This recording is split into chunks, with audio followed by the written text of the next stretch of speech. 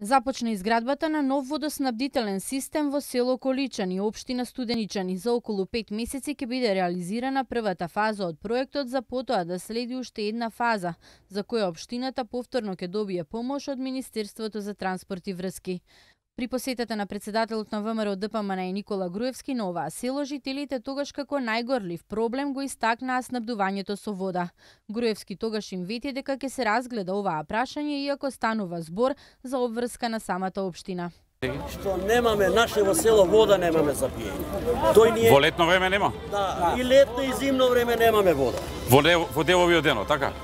Не во делови, него немаме вода. Па како користите вода? Како е, ќе ви кажам. 24 сати, 1 сат. 1 сат само користиме вода. Тоа е лошо. Тоа е. Кога ќе дојде градоначалникот на Студеничани со градоначалникот Коце Трајановски да седнат, да видат како е најблиску и најевтино да се донесе вода.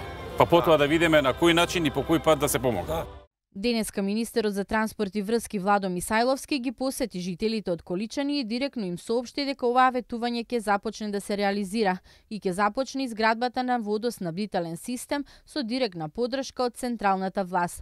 Мисајловски посочи дека реализацијата на овој проект можел да започне и порано, но поради доцнењето на дозвола за градба од страна на општината, водоснабдителниот систем ќе започне да се изградува овие денови.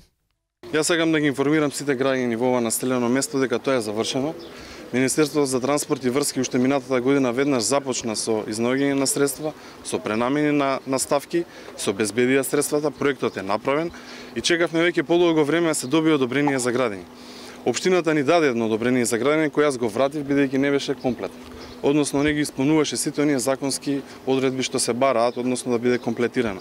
Веќе тоа е надминато, вчера го добивме одобрението за градење, така да сакам да ги информирам сите граѓани дека започнуваме со проектот што го ветивме пред вас и во наредните 5 месеци со вложување околу 100.000 евра ќе започнеме со 3,5 километарски цевковод и каптажа која ќе изградиме ние преку Министерството за транспорт и врски, кој ќе биде вашето барање да биде реализирано.